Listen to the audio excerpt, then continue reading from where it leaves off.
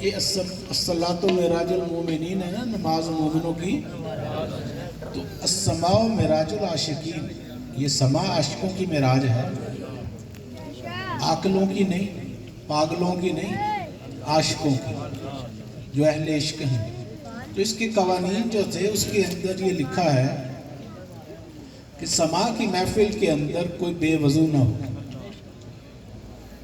کتابوں کے اندر لکھے ہوئے صدیوں سے چلے آ رہے ہیں، لیکن اب کسی کو پتہ ہی نہیں، کسی نے بتایا ہی نہیں، نہ مسجدوں سے بتایا جا رہا ہے، نہ محرابوں سے، نہ ہماری محفلوں میں کوئی بتاتا ہی نہیں، تو ادب کون کرے گا؟ یہ تو ہے انجوائمنٹ کا ذریعہ بن گیا، انٹرٹینمنٹ کا۔ ایک تو قانون تھا کہ کسی کوئی بے وضو نہ ہو، کسی کا سر ننگا نہ ہو، یہ قانون تھا پرانے زمانے میں جب اولیاء کرام سما کی محفل سنتے تھے۔ خواجہ نظام الدین اولیاء، محبوب الہی، خواجہ بندہ نواز گیس دراز، خواجہ نصیر الدین چراغ دہلوی، خواجہ امیر خسرو اور فرید گنج شکر، ہمارے اکابرین خواجگان چشت، جو جب ان کی یہ محافل ہوا کرتی تھی۔ اب تو یہ بن گئی ہیں محفلیں گل گپاڑا، طوفان بدتمیزی۔ اس کی وجہ سے ہوا کیا کہ خانقاہی نظام کو نقصان پہنچا۔ لوگوں نے کہا کہ یہ تو ہے ہی حرام، اس کے بارے میں کیا کہا جاتا ہے علماء کی محفلوں میں؟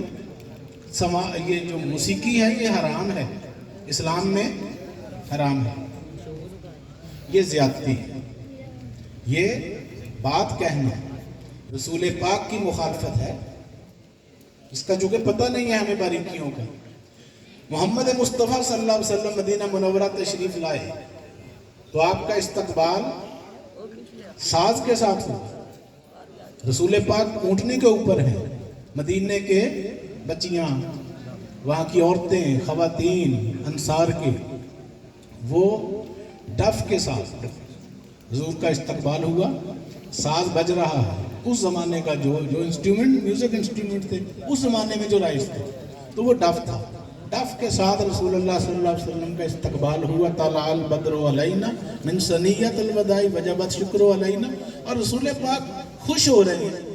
اگر حرام ہوتا تو حضور کہتے بند کرو، یہ تو حرام کام کر رہے ہیں۔ حضور خوش ہو رہے ہیں، صحابہ جھوم رہے ہیں، حضور کا استقبال ہو رہا ہے۔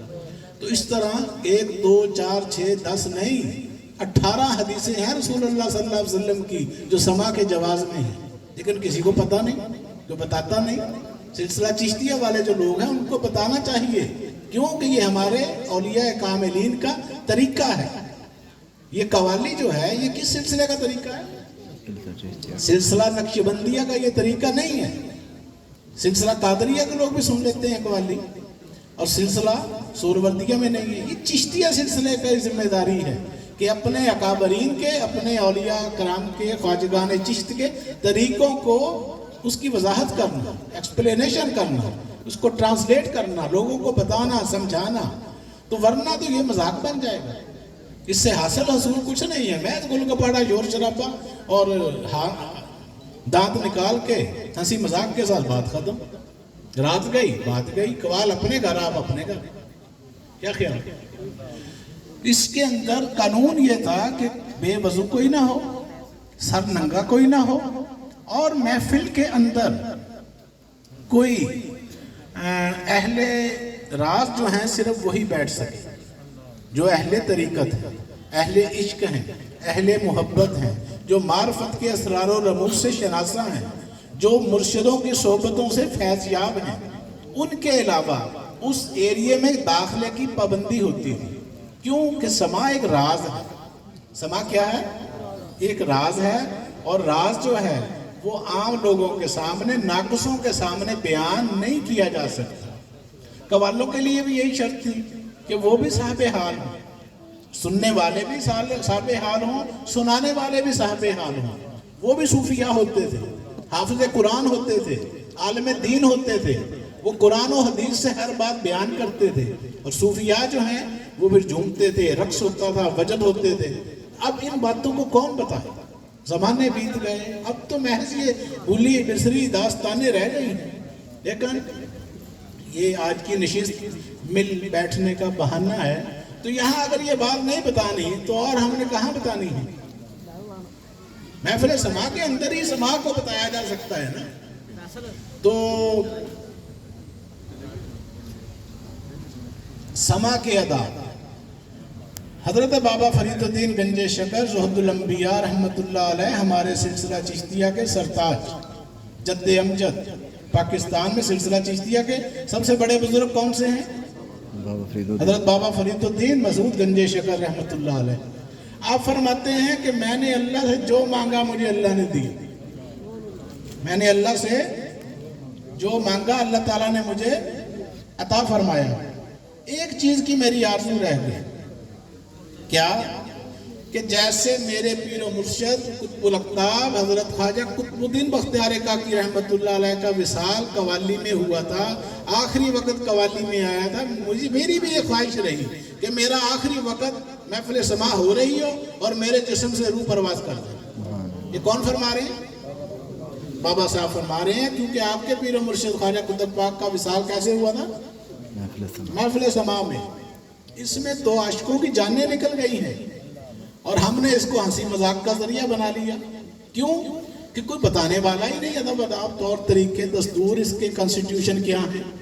نہیں, محفل نعت کے اندر جب بیٹھتے ہیں تو پہلے اس کے بھی ادب اداب ہوتے تھے.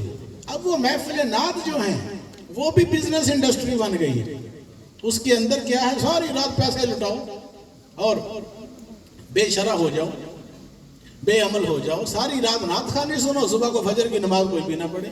پھر لوگ آگے ہمیں بتاتے ہیں کہ جی یہ ان کی ہدایت کرو, ان کو اصلاح کیا کریں. تو کیسے اصلاح کریں؟